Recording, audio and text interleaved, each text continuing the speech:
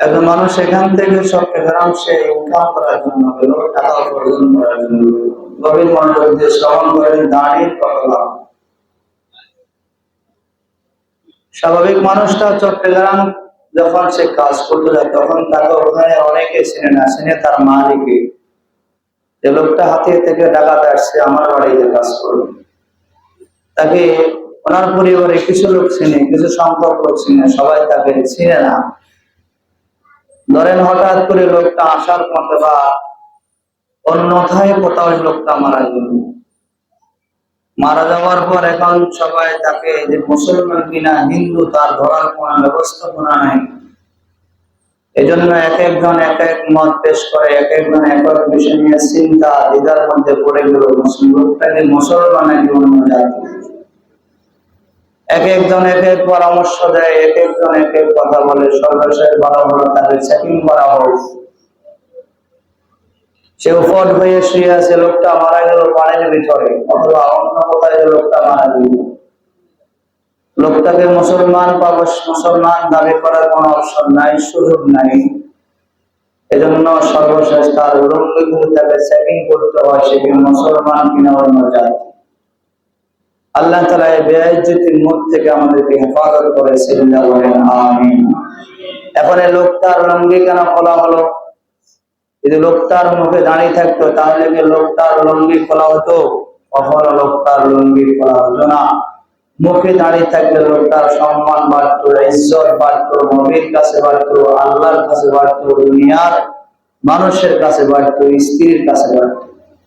দাঁড়িয়ে দেখলে অনেক লাভ, দাঁড়িয়ে দেখলে মানুষের শক্তি বাড়ে, দাঁড়িয়ে দেখলে মানুষের হায়াতের মধ্যে বরকত হয়। এই জন্য এটা চেষ্টা করবেন। দুনিয়ার মানুষ যখন নাকি কোথাও কোনো শ্বাস করে তখন বেড়া দেয়, কেন দেয়? যাতে করে কোনো জানোয়ার আমার এই সাহস করা জিনিসগুলো নষ্ট না করে। জন্য মানুষের মুখে বেড়া হলো মানুষের দাড়ি। এই জন্য পুরুষের পুরুষত্ব প্রকাশ পায় দাড়ির কারণে।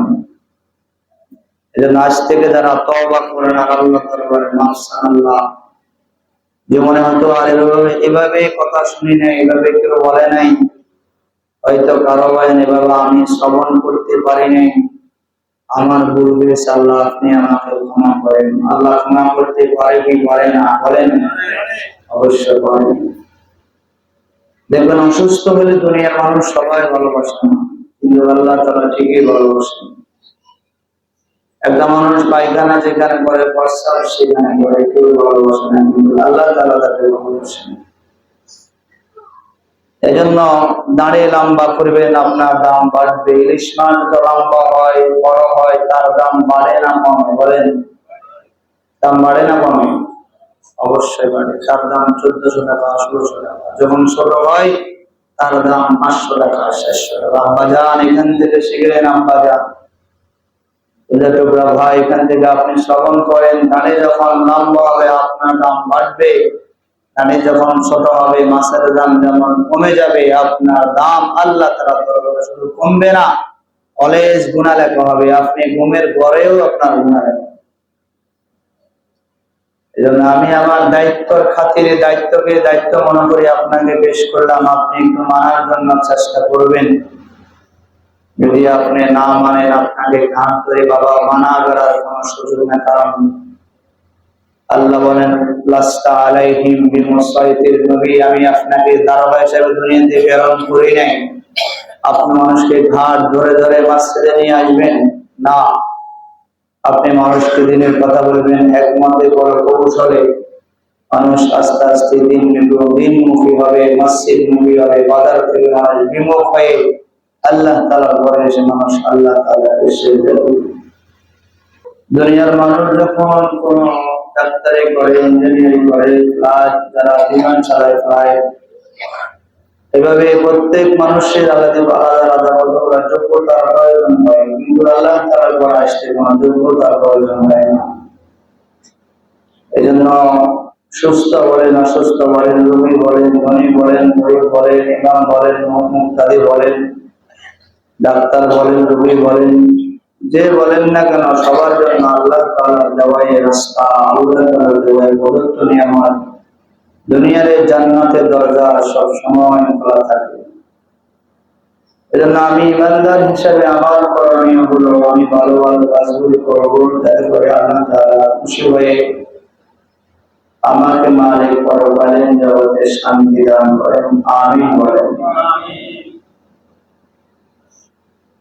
দুনিয়াতে দেখবেন যে সকল গাছে ফল নাই, অথবা যে সকল জানোয়ারের বাচ্চা দেয় না, এদেরকে মানুষ আর রাখে না। যেমন ধরেন, যদি কোনো গাছের ফল না দেয় তো ওই গাছকে মানুষ কেটে ফেলে বিক্রি করে, অথবা ওটাকে মানুষ অন্য কোনো কাজে ব্যবহার করে। ঠিক তেমনি যখন গাছ যখন বড় হয় না, তখন এটার কোনো মূল্য থাকে না। গাছ যত বড় হয় তার মূল্য তত বাড়ে, মাছ যত বড় হয় তার দাম তত বাড়ে, ইমানদারের দাড়ি যত লম্বা হয় তার দাম আল্লাহ তাআলার কাছে বাড়তে থাকে। সুবহানাল্লাহ। এখান থেকে আমার শিক্ষণীয় হলো, আমি কখনো দাড়িকেও ছাড়বো না, কাটবো না। কারণ দাড়ি ছাড়লে বা কাটলে তবে মনোভাব বললে হবে না, বরং অল টাইম অলওয়েজ গুনাহ হয়। এমনকি মানুষ যখন রাত্রেবেলা ঘুমায় তখন আর তার নেক বা পথ দেখার কোন সুযোগ থাকে না, অপশন থাকে না।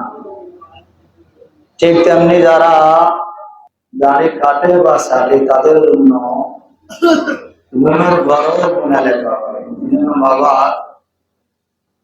ভাই, আপনি চেষ্টা করবেন অন্তত দাড়ি নিয়ে কবরে যাওয়ার জন্য।